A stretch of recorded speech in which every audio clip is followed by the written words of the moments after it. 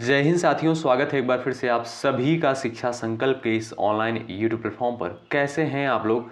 उम्मीद करता हूं कि आप लोग बहुत ही अच्छे होंगे और बहुत ही मेहनत के साथ बीएड एंट्रेंस एग्जाम की तैयारी में लगे होंगे। साथियों, आप सभी को पता है डेली दोपहर को 3 बजे हम लोग सामान्य ज्ञान की स्पेशल क्लास करते हैं जो कि बीएड एंट्रेंस एग्जाम के लिए महत्वपूर्ण है।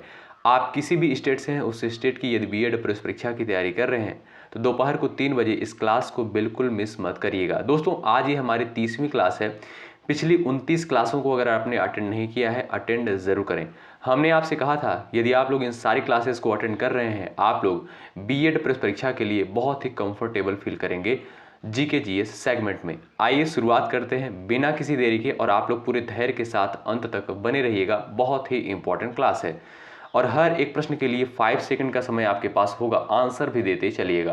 पहला प्रश्न है, संविधान सभा का अस्थायी सदस्य किसे चुना गया था?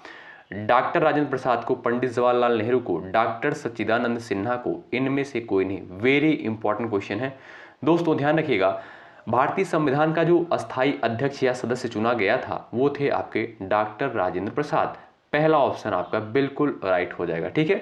और अस्थायी अध्यक्ष या सदस्य की अगर बात की जाए कि संविधान सभा का अस्थायी अध्यक्ष या सदस्य किसे चुना गया था, तब आप कहेंगे डॉक्टर सच्चिदानंद सिन्हा को, ठीक है। और पंडित जवाहरलाल नेहरू जो थे ये संविधान सभा के संघ समिति के अध्यक्ष थे। इन तीनों प्रश्नों को आप लोग ध्यान रखिएगा, महत्वपूर्ण है। आगे बढ़ते हैं और अगला प्रश्न देखेंगे। संविधान सभा की पहली बैठक कब हुई थी? आंसर देने का प्रयास कर सकते हैं। 9 दिसंबर 1946 को, 15 अगस्त 1947 को, 26 जनवरी 1950 को, 26 नवंबर 1949 को। दोस्तों, आप सभी को पता होगा 26 नवंबर 1949 को जो है भारतीय संविधान को अपनाया गया था, और संविधान सभा की जो पहली बैठक हुई थी वो हुई थी 9 दिसंबर 1946 को, ठीक है। और संविधान, अगर आपसे पूछा जाए कि संविधान जो है पूर्ण रूप से लागू कब हुआ था, तब आप कहेंगे 26 जनवरी 1950 को, ठीक है। अच्छा, 26 नवंबर 1949 को दोस्तों जब संविधान को अपनाया गया था, इसी दिन को जो है संविधान दिवस के रूप में मनाते हैं, यानी 26 नवंबर को ही संविधान दिवस के रूप में मनाया जाता है। ये भी पॉइंट आप लोग ध्यान रखिएगा, ठीक है भाई। और इस प्रश्न का आपका विकल्प ए करेक्ट हो जाएगा। 9 दिसंबर 1946 को संविधान सभा की पहली बैठक होती है। सभी स्टूडेंट भाई एक बार क्लास को लाइक कर दें और शेयर कर दें अपने सभी दोस्तों के पास। आइए, भारतीय संविधान का पिता जो है किसे कहा जाता है? जवाहरलाल नेहरू को, बी.आर. अंबेडकर को, राजेंद्र प्रसाद को, बाल गंगाधर तिलक को। आंसर देने का आप लोग प्रयास कर सकते हैं। चलिएगा, भारतीय संविधान का पिता जो है किसे कहा जाता है? दोस्तों ध्यान रखिएगा, डॉक्टर बी.आर. अंबेडकर को जो है भारतीय संविधान का पिता कहा जाता है। सेकंड ऑप्शन आपका यहाँ पर बिल्कुल करेक्ट हो जाएगा। आगे बढ़ते हैं। क्वेश्चन नंबर अगला है, भारत में संविधान को कब अपनाया गया था? 26 नवंबर 1949 को दोस्तों भारतीय संविधान को अपनाया गया था। पहला ऑप्शन आपका करेक्ट है, और 26 नवंबर को ही संविधान दिवस के रूप में प्रत्येक वर्ष मनाते हैं। आगे बढ़ते हैं। अगला प्रश्न कहता है, क्षेत्रफल की दृष्टि से भारत का सबसे छोटा राज्य जो है कौन सा है? सिक्किम, गोवा, केरल, त्रिपुरा। आंसर देने का आप लोग प्रयास कर सकते हैं। क्षेत्रफल की दृष्टि से भारत का सबसे छोटा राज्य कौन सा है? अगर बात की जाए दोस्तों क्षेत्रफल के आधार पर सबसे बड़ा राज्य आपका कौन सा है, तब आप कहेंगे राजस्थान। और सबसे छोटा राज्य की बात की गई है तो गोवा हो जाएगा आपका सबसे छोटा राज्य। जनसंख्या के मामले में अगर बात करें तो भारत का जो सबसे नंबर 1 पर है वो है आपका उत्तर प्रदेश, ठीक है, जनसंख्या के आधार पर। आगे बढ़ते हैं और अगला प्रश्न देखिएगा। क्षेत्रफल की दृष्टि से भारत का विश्व में कौन सा स्थान है? 5वां स्थान है, 6वां है, 7वां है और 8वां है। बता सकते हैं आप लोग। क्षेत्रफल की दृष्टि से भारत का विश्व में जो है कौन सा स्थान है? चलिए भाई, प्रयास करेंगे आंसर देने के लिए आप सभी लोग। दोस्तों ध्यान रखिएगा, क्षेत्रफल के आधार पर अगर देखा जाए भारत का विश्व में कौन सा स्थान है, तब आप कहेंगे 7वां स्थान है, ठीक है। आगे बढ़ते हैं। विश्व के कुल क्षेत्रफल में भारत का जो है कितना प्रतिशत हिस्सा है? बताएंगे। 2.4, 3.5, 4.2, इनमें से कोई नहीं। विश्व के कुल क्षेत्रफल में भारत का जो है कितना प्रतिशत हिस्सा है? आप कहेंगे 2.4% है। ऑप्शन नंबर आपका पहला बिल्कुल राइट हो जाएगा। पूरे धैर्य के साथ आप लोग इस पूरी वीडियो में बने रहिएगा, निश्चित रूप से यहाँ से आपको हेल्प मिलेगी। अगला प्रश्न कहता है, निम्नलिखित में से भारत का वह राज्य कौन सा है जिससे कर्क रेखा नहीं गुजरती है? प्रयास कर सकते हैं आंसर देने के लिए आप लोग, चलिएगा। निम्नलिखित में से भारत का वह राज्य जो है कौन सा है जिससे कर्क रेखा नहीं गुजरती है? मध्य प्रदेश, गुजरात और राजस्थान, इन तीनों राज्यों से होकर गुजरती है, लेकिन पंजाब से जो है होकर गुजरती नहीं है। ऑप्शन नंबर आपका ए राइट है। स्विट्जरलैंड की राजधानी क्या है? बताएं, स्विट्जरलैंड की जो है राजधानी क्या है? चलिएगा दोस्तों, बर्न जो है ये स्विट्जरलैंड की आपकी राजधानी हो जाएगी। अगला प्रश्न देखिए, कौन सी नदी दक्षिण भारत की सबसे बड़ी नदी है? इंपॉर्टेंट प्रश्न है, बताएं कौन सी नदी जो है दक्षिण भारत की सबसे बड़ी नदी है? नर्मदा, कृष्णा, गोदावरी और ताप्ती। 4 विकल्प आपके सामने दिए गए हैं, आंसर देने का आप सभी लोग प्रयास कर सकते हैं।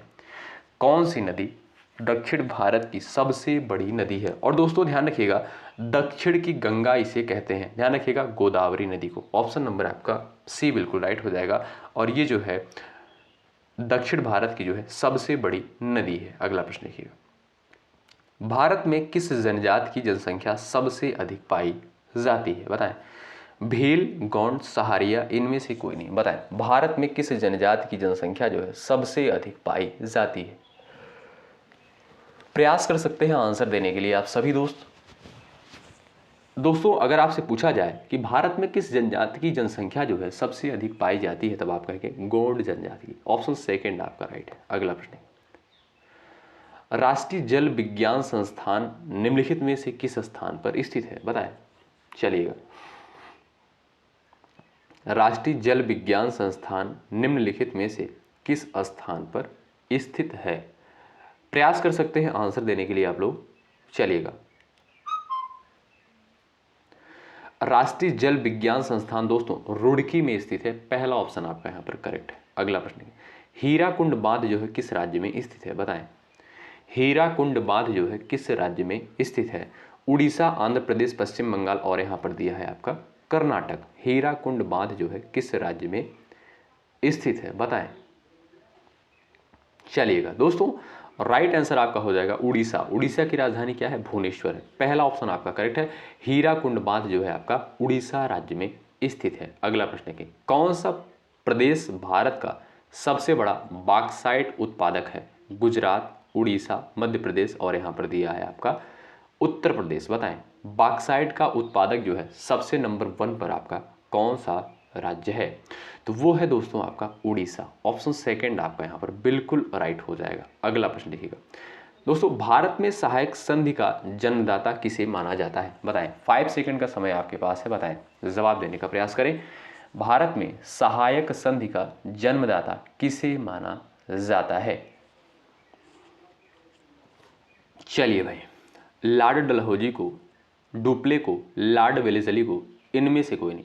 दोस्तों सहायक संधि का जन्मदाता जो है डुप्ले को माना जाता है। ऑप्शन सेकंड आपका दोस्तों यहाँ पर बिल्कुल राइट है। अगला प्रश्न, प्राचीन भारत में निम्न में से किसी एक ने नियमित रूप से सोने के सिक्के चलाए? बताएं, सातवाहन, कुषाण, शक और पार्थीन। बताएं, किसके द्वारा जो है नियमित रूप से सोने का सिक्का चलवाया गया था? प्रयास कर सकते हैं आंसर देने के लिए, आपके पास 5 सेकंड का समय है।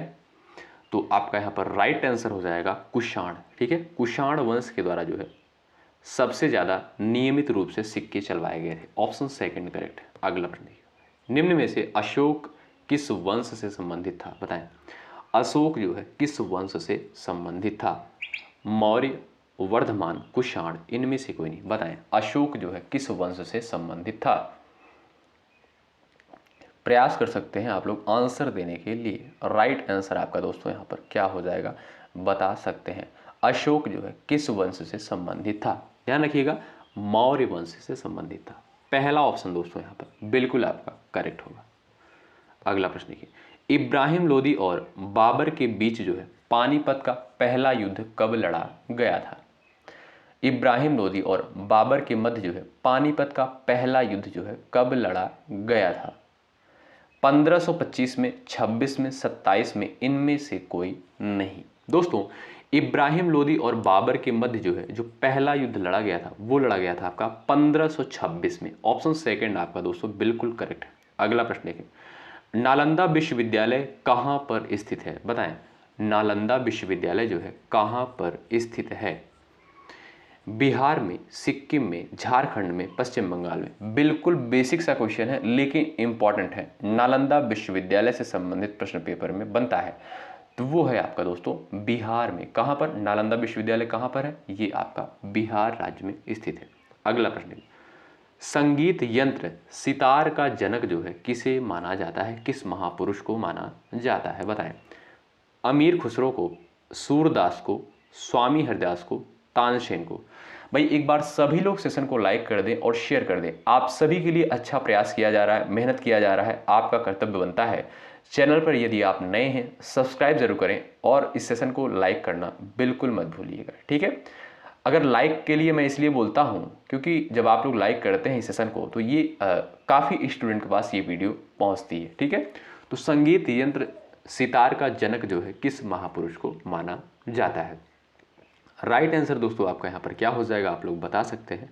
तो अमीर खुसरो, ऑप्शन नंबर ए बिल्कुल राइट हो जाएगा, ठीक है। सितार का जनक जो है अमीर खुसरो को माना जाता है, ठीक है। पहला ऑप्शन आपका यहाँ पर बिल्कुल करेक्ट है। अगला प्रश्न देखिएगा, कौन सा मुगल शासक जो है बीड़ा वादन के लिए प्रसिद्ध था? बताएं, बीड़ा वादन के लिए कौन सा मुगल शासक प्रसिद्ध था? औरंगजेब, शाहजहां, अकबर और बाबर? यहां पर ऑप्शंस दिए गए हैं कुछ इस प्रकार से, आंसर दे सकते हैं आप लोग। चलिएगा दोस्तों ध्यान रखिएगा, औरंगजेब, ठीक है। बीड़ा वादन के लिए कौन फेमस था? औरंगजेब जो है फेमस था। पहला ऑप्शन आपका राइट है। अगला प्रश्न देखिए, पंडित रविशंकर का संबंध जो है किस वाद्य यंत्र से था? बताएं, पंडित रविशंकर जो है किस वाद्य यंत्र से संबंधित हैं? चलिएगा, सितार वादक, वीणा वादक, संतूर वादक और यहां पर दिया गया है सरोद। प्रयास कर सकते हैं आंसर देने के लिए। पंडित रविशंकर का संबंध जो है किस वाद्य यंत्र से था? दोस्तों ध्यान रखें, इंपॉर्टेंट है, वीणा वादक। ऑप्शन नंबर आपका यहाँ पर सेकंड बिल्कुल करेक्ट होगा, ठीक है भाई। आगे बढ़ते हैं और अगला क्वेश्चन यहाँ पर हम लोग देखें। यहाँ पर दोस्तों देखिएगा, इस क्वेश्चन का आप लोग आंसर थोड़ा सा करेक्ट कर लेंगे, ठीक है। पंडित रविशंकर किससे संबंधित है? संतूर से संबंधित है, ठीक है। ऑप्शन सी आपका करेक्ट है। चलिए अगला प्रश्न देखिए, राष्ट्रीय प्रौद्योगिकी दिवस जो है कब मनाया जाता है? बताएं, राष्ट्रीय प्रौद्योगिकी दिवस प्रत्येक वर्ष किस तिथि को मनाते हैं? 11 मई को, 13 मई को, 14 मई को? इनमें से कोई नहीं। प्रयास कर सकते हैं सभी दोस्त यहाँ पर आंसर देने के लिए। चलिए भाई, राष्ट्रीय प्रौद्योगिकी दिवस जो है कब मनाया जाता है? दोस्तों 11 मई को जो है प्रत्येक वर्ष राष्ट्रीय प्रौद्योगिकी दिवस के रूप में मनाते हैं। और ये प्रश्न महत्वपूर्ण है परीक्षा के पॉइंट ऑफ व्यू से। अगला प्रश्न है, अष्टाध्यायी पुस्तक के राइटर कौन है? बताएं। चलिएगा, अष्टाध्यायी पुस्तक के लेखक कौन है? वात्स्यायन, अश्वघोष, शूद्रक और पाणिनि? 4 विकल्प दिए गए हैं आपके सामने, आंसर दे सकते हैं। अष्टाध्यायी पुस्तक के लेखक कौन है? तो वो है आपके दोस्तों पाणिनि। ऑप्शन 4 बिल्कुल आपका करेक्ट है। अगला प्रश्न, आईने अकबरी तथा अकबरनामा के लेखक कौन है? बताएं, आईने अकबरी और अकबरनामा के राइटर कौन है? महादेवी वर्मा, अबुल फजल, मलिक मोहम्मद जैसी, गुलबदन बेगम? दोस्तों देवी वर्मा का एक जो है बहुत बढ़िया रचना है और जो पेपर में पूछा जाता है यामा, ठीक है। इसको आप लोग ध्यान रखिएगा, ठीक। यामा महादेवी वर्मा की बहुत ही फेमस रचना है, पेपर में आता है। और आईने अकबरी और अकबरनामा के लेखक कौन है? अगर इस प्रश्न की बात करें तो राइट आंसर हो जाएगा आपका अबुल फजल। ऑप्शन सेकंड आपका बिल्कुल करेक्ट हो जाएगा। अगला प्रश्न, राष्ट्रीय मतदाता दिवस प्रत्येक वर्ष किस तिथि को मनाया जाता है? 25 जनवरी, 23, 21 और 27? बताएं, राष्ट्रीय मतदाता दिवस प्रत्येक वर्ष किस तिथि को मनाया जाता है? प्रयास कर सकते हैं आप सभी लोग आंसर देने के लिए यहाँ पर। चलिएगा, राष्ट्रीय मतदाता दिवस दोस्तों 25 जनवरी को जो है राष्ट्रीय मतदाता दिवस के रूप में मनाते हैं। पहला ऑप्शन आपका करेक्ट है। विश्व जल दिवस की यदि हम बात करें तो कब मनाया जाता है, कौन बताएगा? 22 मार्च को, 23 मार्च को, 25 मार्च को और 24 मार्च को? बताएं, विश्व जल दिवस जो है प्रत्येक वर्ष किस तिथि को मनाया जाता है? प्रयास कर सकते हैं आंसर देने के लिए, महत्वपूर्ण है एग्जाम के पॉइंट ऑफ व्यू से। विश्व जल दिवस दोस्तों, विश्व जल दिवस प्रत्येक वर्ष 22 मार्च को मनाया जाता है। ठीक है, आप लोग बताएंगे कि विश्व पृथ्वी दिवस कब मनाया जाता है। अगला प्रश्न है, क्वेश्चन नंबर 28 कहता है कुमार संभवम रघुवंशम अभिज्ञान शाकुंतलम के लेखक कौन है? कालिदास, सूरदास, तुलसीदास, कबीरदास। आंसर देने का आप लोग प्रयास कर सकते हैं। चलिएगा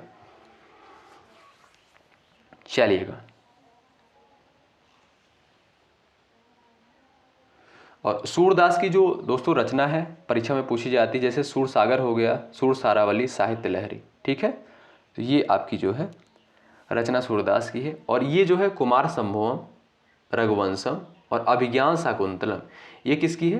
कालिदास की है। पहला ऑप्शन आपका बिल्कुल राइट हो जाएगा। अगला प्रश्न, इंडियन फिलॉसफी पुस्तक के लेखक कौन है? इंडियन फिलॉसफी पुस्तक के राइटर कौन है, बताएं। चलिएगा, डॉक्टर सर्वपल्ली राधाकृष्णन, पंडित जवाहरलाल नेहरू, डॉक्टर राजेंद्र प्रसाद, सरदार वल्लभ भाई पटेल। इंडियन फिलॉसफी पुस्तक के राइटर जो है कौन है? करेक्ट आंसर हो जाएगा आपका डॉक्टर सर्वपल्ली राधाकृष्णन। ठीक है, पहला ऑप्शन आपका करेक्ट है। इंडियन फिलॉसफी पुस्तक के राइटर कौन है? डॉक्टर सर्वपल्ली राधाकृष्णन। अगला प्रश्न देखिए, क्वेश्चन नंबर अगला कहता है गोदान, गबन, कर्मभूमि तथा रंगभूमि के लेखक कौन है, बताएं। गोदान, गबन, कर्मभूमि तथा रंगभूमि के लेखक कौन है? मुंशी प्रेमचंद हैं, कबीरदास हैं, मैथिली शरण गुप्त हैं, रवींद्रनाथ टैगोर हैं। बता सकते हैं आप लोग, प्रयास कर सकते हैं आंसर देने के लिए। गोदान, गबन, कर्मभूमि और रंगभूमि, तो आप सभी को पता होगा, बहुत बेसिक क्वेश्चन है, मुंशी प्रेमचंद। लेकिन परीक्षा में जो है आता है, बेसिक भले ही है लेकिन पेपर में आता है। अगला प्रश्न देखिएगा, और ये हिंदी विषय में भी पूछा जाता है और कभी कभी जीके जीएस वाले पोर्शन में पूछा जाता है। अगला प्रश्न देखिए, विश्व उपभोक्ता दिवस कब मनाया जाता है, बताएं। 16 मार्च, 15 मार्च, 14 मार्च और यहाँ पर दिया है आपका 13 मार्च। विश्व उपभोक्ता दिवस जो है कब मनाया जाता है? दोस्तों, विश्व उपभोक्ता दिवस जो है 15 मार्च को मनाते हैं। ऑप्शन आपका यहाँ पर सेकंड बिल्कुल करेक्ट है। आइए नेक्स्ट क्वेश्चन है, इंटरनल इंडिया के राइटर कौन है, बताएं। इंटरनल इंडिया एक पुस्तक है, इसके लेखक कौन है? इंदिरा गांधी, एनी बेसेंट, सरोजनी नायडू और यहाँ पर दिया है इनमें से कोई नहीं। चार ऑप्शंस आपके सामने दिए हैं। इंटरनल इंडिया पुस्तक के जो है राइटर कौन है, बताएं। चलिएगा, कौन है भाई, आप लोग बता सकते हैं क्या? इंदिरा गांधी, पहला ऑप्शन करेक्ट है। इंटरनल इंडिया लेखक जो है इसके इंदिरा गांधी। अगला प्रश्न है, कामायनी आंसू लहर के लेखक कौन है? जयशंकर प्रसाद, मुंशी प्रेमचंद, वेदव्यास, इनमें से कोई नहीं। कामायनी आंसू लहर, इसके जो है राइटर कौन है? ये भी बेसिक क्वेश्चन है लेकिन परीक्षा में आता है। दोस्तों, आप लोग प्रीवियस क्वेश्चन पेपर जब उठाकर देखेंगे तब आपको चीजें यहाँ पर देखने को मिलेंगी। ठीक है, यहाँ पर राइट आंसर हो जाएगा आपका जयशंकर प्रसाद। ऑप्शन नंबर आपका पहला बिल्कुल राइट है। अगला प्रश्न देखिए, लोकसभा का विघटन करने की शक्ति जो है किसे प्राप्त है, बताएं। लोकसभा को विघटन करने की शक्ति जो है किसको प्राप्त होती है? राष्ट्रपति को, राज्यपाल को, प्रधानमंत्री को, मुख्यमंत्री को। दोस्तों, लोकसभा के विघटन करने की शक्ति जो है किसे प्राप्त होती है, ध्यान रखिएगा, वो है आपके राष्ट्रपति। ठीक है, पहला ऑप्शन करेक्ट है। अगला प्रश्न देखिए, इंपॉर्टेंट है, अनुच्छेद से संबंधित। राष्ट्रपति किसी को जो है मृत्युदंड को क्षमा कर सकता है, किस अनुच्छेद में प्रावधान है? यानी किसी की मृत्युदंड को जो है क्षमा कर सकता है, ये प्रावधान भारतीय संविधान में किस आर्टिकल में है, यानी किस अनुच्छेद में वर्णित है? आंसर देने का प्रयास कर सकते हैं क्वेश्चन नंबर 35 का। चलिए,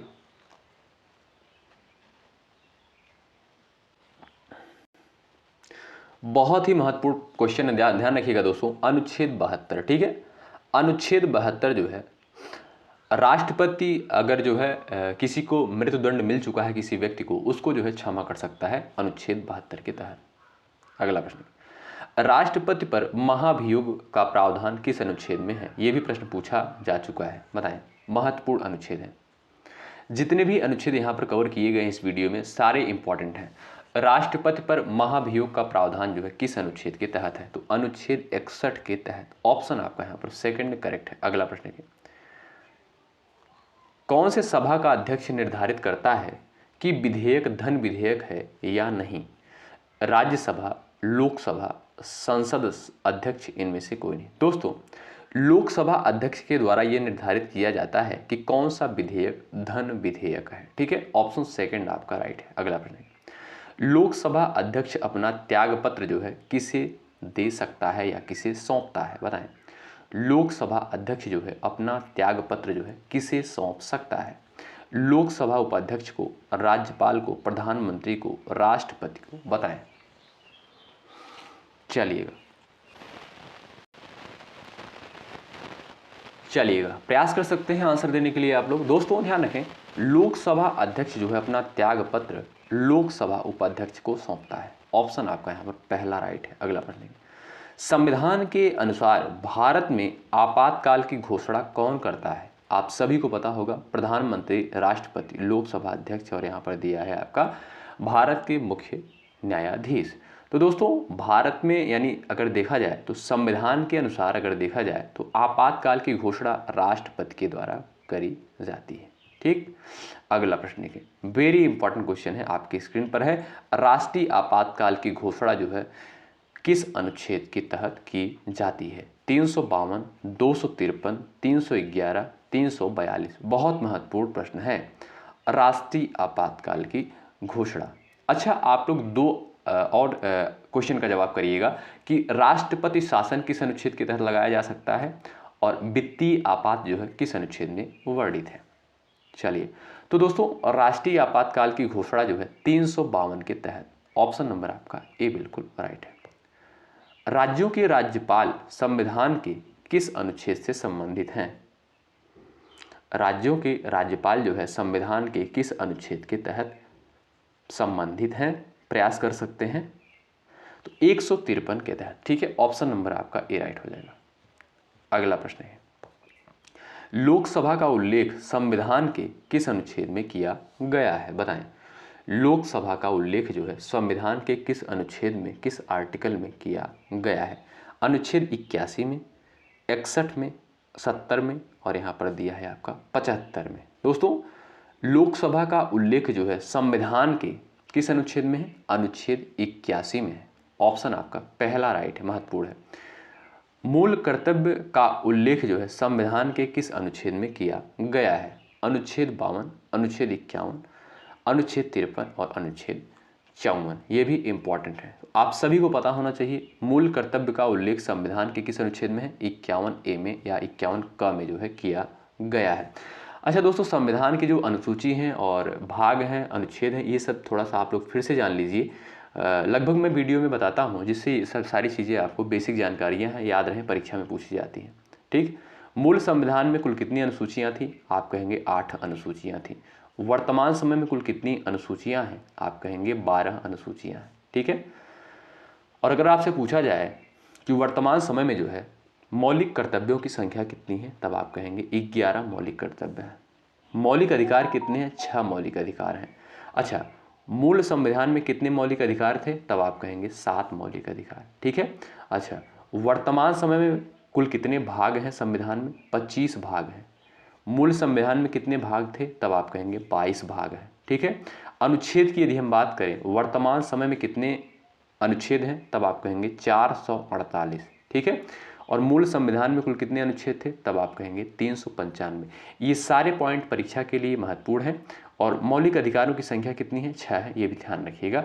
ये सभी पॉइंट महत्वपूर्ण हैं, तो आप लोग इनको ध्यान रखिएगा। ठीक है भाई, तो मूल कर्तव्य का उल्लेख किसमें है? 51A में।